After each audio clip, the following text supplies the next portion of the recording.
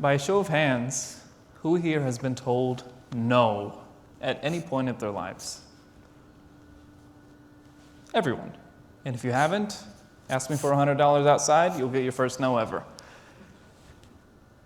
Today we're going to be talking about a kid who was born and raised in the heart of Arlington, Texas, up until he was about 7 years old. And at the age of 7, his life took a very abrupt shift. For unforeseen circumstances, his grandfather got sick, and his family needed to tend and aid to the grandfather. And at the time, the kid didn't know what was going on. All he saw was his toys and belongings and everything he once loved being sold at a garage sale. I vividly remember that day being told to get off my favorite toy because it was just sold. I didn't understand why. I didn't understand what was going on. All I did was question, how?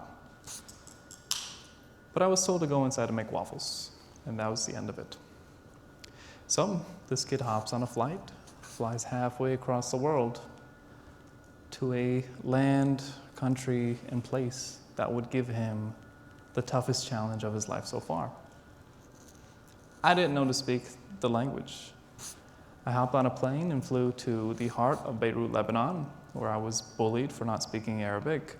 I was rejected time and time again by every single school I applied to.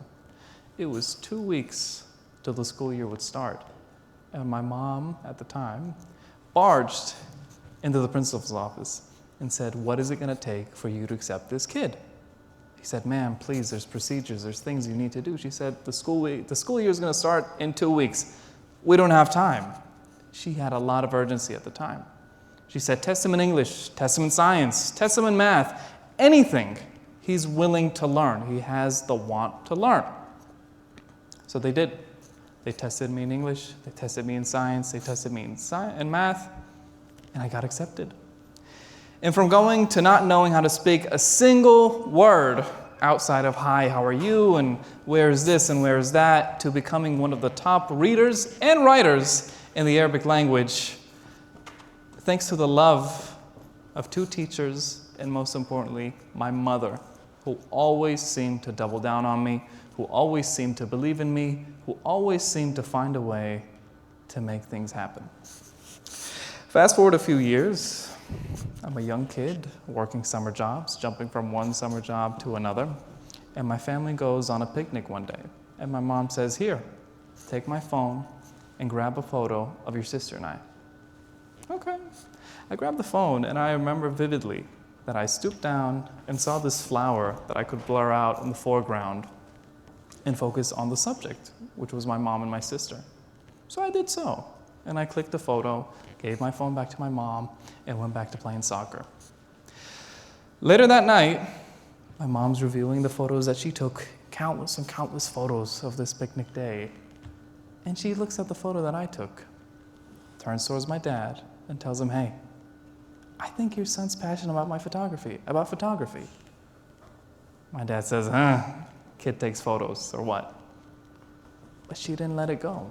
She didn't give up. And once again, doubled down on me. Took all the delivery money that I had saved up from all these summer jobs, took some birthday money and added that on top, and helped me buy my first DSLR camera. And going from a very timid, very shy kid who kept to himself, I now had an excuse to go up to you, and anybody I could see on the street and say, "Hey, can I take photos of your engagement, wedding, baby shower, doggy birthday party?" You name it, I did it back in the day. But at one point, I seemed to think that photography was the finish line. I was set in my ways. I just wanted to do photography for the rest of my days. And I had the idea of wanting to quit school. And my mom did not like that idea. And thus the arguments began, and back and forth conversations, and the principal's on the phone, and it was a big deal. But I kept on going because I had no other choice. Fast forward to that summer, I was around 15 years old. And a friend sends me on Instagram a post that a 5-star hotel is hiring a photographer. I shrug. I disqualified myself. I'm like, no, man. I do photography, I'm good at it, but I'm not 5-star hotel level photographer yet. So I don't apply. A few days later, he catches me on the side of the road and he said, did you apply? I'm like, no, man. No way. No way they accept me. He's like, you're not leaving till you apply. And on the side of the road, he made me pick up my phone, dial the hotel. HR lady picks up the phone and says, hey, can I help you? Hey, I saw this position. I'm interested. She said, okay, you got 2 options. You can come in with your resume in hand, or you can mail us in your resume. I immediately knew which option I would choose. There is no way my resume, which is 5 bullet points on Google Docs, would even make the pile of applicants. So I wore my best pair of jeans, my father's blouse, and I had a huge afro at the time. And I made my way down to that hotel the next morning. And I asked for the HR lady. And I marched into that hotel so confident, so gloated in myself. I'm like, I'm here to see Nancy, which was the HR lady at the time. Go up to her office, get escorted by security, and I meet Nancy. And she's like, hi, can I help you? I'm like, I'm the photographer. I'm here for the position.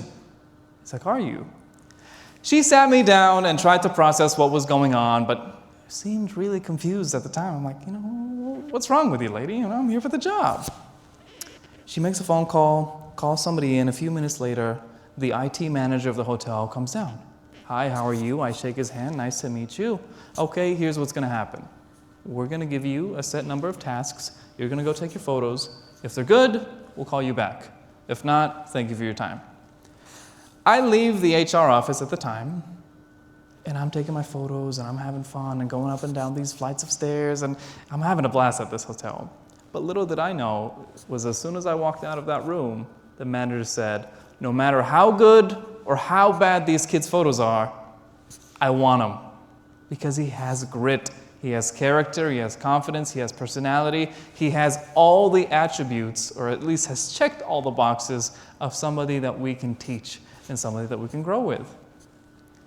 Came back the next day, edited my photos, showed them to the people in the meeting, and like, wow, you got the job. And I did get that job. And I've learned so much from that job, and I grew so much in the job, and it was one of the most memorable summers ever. Fast forward, I have to move back to the US, finish my last year of high school, and I go back to working at a warehouse in Arlington, Texas. And I am hammering this warehouse job. I'm working, it's 110 degrees in Arlington. It is hot, hot, hot, and I am assembling bicycles on my knees all day, Monday to Friday, and then I'm selling air fryers on the weekend at a flea market. Going from this prestigious photographer at a 5-star hotel back to kind of square one working at a warehouse. As I'm finishing up high school, working my way through college, and every other moment I had, I was working on my skills. I was working on myself. And the dream at the time was, I mentioned photography was a finish line. Little did I know, it was a small little itsy-bitsy ingredient in the cocktail that we call marketing today. My focal lens, or my view of the world at that time, expanded so much from just wanting to be a photographer, quitting school, giving up on everything, to, hey, photography is important, but there's so much more out there. And the way the world works in many, many mysterious, fun, and charming ways. One Thanksgiving in 2024, I was invited to a family friend's house. And he's a big-time attorney, huge house, fancy cars in the driveway, huge Thanksgiving turkey at the table. And, coming from humble beginnings, this all shocked and wowed me. And I've been trying to pitch this guy for many, many, many months. Hey, let me work at your law firm. Hey, I sent him an email, sent him a message on LinkedIn. I tried every single way to get a hold of this guy, but seemed to fall short every single time. And I got invited to his house on Thanksgiving. I'm like, yes. But everybody told me, don't you dare talk to this guy about business. Go there, take your plate of turkey, say happy Thanksgiving, walk out. I nodded my head, but I had an idea in mind. As soon as I caught this guy, I'm like, hey, I have an idea. And I gave him this pitch, and I introduced myself, and I do this, and I do that, and I'd be a great match. But he had other ideas in mind. His son, at the time, was a karting driver. And karting is the baby step to becoming a Formula One driver. The world of racing and motorsports is so big, and so expensive too, that it was an opportunity worth looking at. At the time, I built his son's website, started to fly out every other weekend, and one thing led to another, and I had the chance to build my own marketing firm. From nothing to something.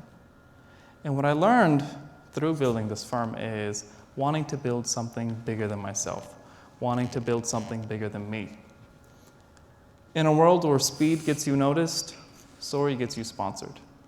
We follow every single one of our brands. We're loyal customers because we love the story, maybe even a little more than we love the product. It's so important to have a story. It's so important to go through hardship. Nothing comes easy, nothing comes fast. Everything comes through struggle, through growth, through perseverance, through hardship. But if I leave you with anything today, it's not to disqualify yourself. Don't think to yourself, hey, it must be nice, but I'll never achieve that. Because the man who says he's right and the man who says he's wrong are both right. And if any day comes where you see somebody lacking that motivation and you're able to contribute in any way possible to double down on somebody, just like my mom once doubled down on me, do so and pass it along and keep on going. Because we just need one little spark to create this huge combustion in life. Thank you.